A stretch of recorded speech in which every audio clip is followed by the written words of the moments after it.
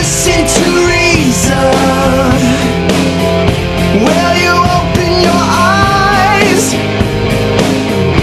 It's a wonder what you'll find with an open mind.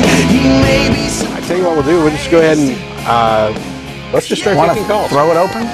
Let's go. Get the So button, sir. here we are, 8 minutes, 23 seconds into the show. Ryan from St. Louis, you're live. Hi, Matt. Hi, Martin. How you doing? I'm actually happen to be a theist, so Oh, that's good. news for all the. Well, the chat room's very happy right now. So what's up?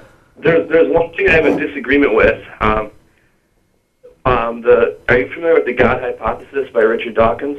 I think you mean the God Delusion, the book? Yeah, well, God Delusion?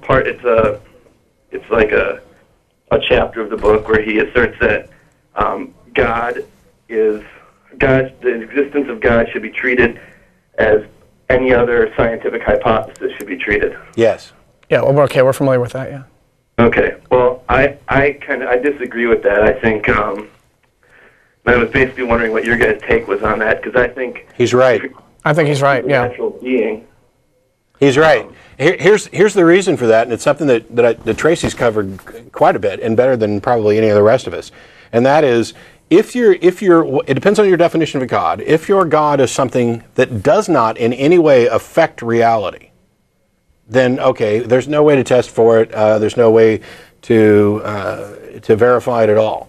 But if your God manifests in reality in any way, if your God can answer prayers, heal people, make the sun stop, raise people from the dead, if your God can do anything remotely like that, then that is something that is within reality, which is subject to scientific inquiry. Okay, but not if it's in reality based on. It doesn't matter what the source is. Power. No, it does not matter what the source is. The source for every new phenomenon that we identify has an unknown source most of the time. Yeah. That does not exclude it. We may not know what the source of something is, but we can still investigate and verify that the phenomenon is occurring.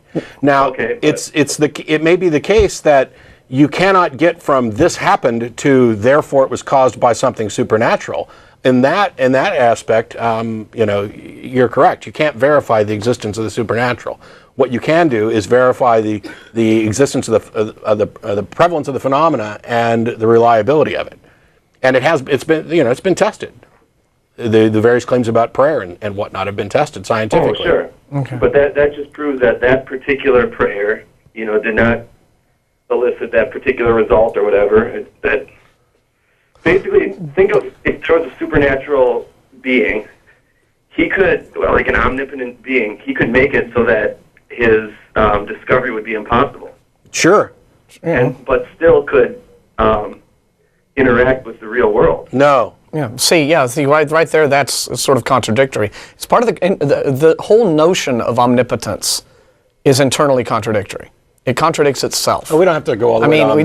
we don't have to do that. Interacting with reality. But the point is, that is a specific example of it. You can say, God can completely make any sort of direct evidence of his existence completely impossible to detect. And yet, if he is having direct effects on the real world that we can see, and this is the God Christians believe in. They believe that they pray to God and he answers prayers, and these prayers have results in their lives. Here's something that is doing something in the world, but you cannot look at that result and in any way study exactly what caused that result. Well, let me do this a different way.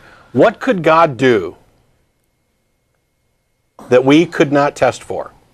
Okay, like let's say while you're sleeping, God puts $1 million in your closet, and then when you wake up, he makes it disappear. How do you know it actually happened? Yeah, how would you have any way of knowing that at all? Well, you wouldn't. That's okay. The whole. Would you have any good justification for believing that it did happen? No. Okay. So unless you for some reason wanted to believe that it happened for some reason. That's not a good justification for believing something. Well, why not?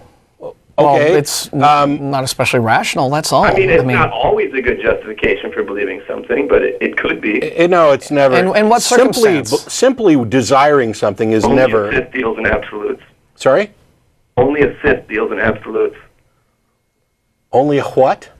Sith. Oh, yes, I am the Dark Lord. Are you going to turn into a prank call, or are we going to keep conversing?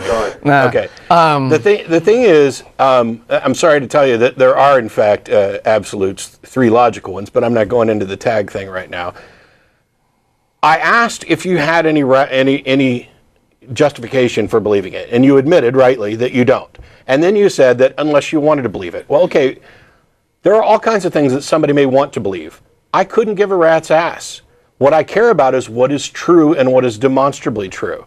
And when I ask whether or not a belief is justified, I am by definition excluding simply the desire for it to be true, because that is not a rational justification for believing that something is likely to be true. That is simply a desire. Yeah, and you could just as easily justify believing in anything at all, if that were your sole justification for it. I want there to be leprechauns who come in and do my laundry at night. That's a strong desire of mine. Is that it? Am I justified in believing that it's true? No. I may believe it's true, but that would be an irrational belief that lacks sufficient justification. Okay, I mean, yes, you're bringing up good points here, but we're kind of divulging from what I originally said, in that a supernatural being is untestable.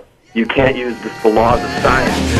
Gotta get away from this illusion for the sake of the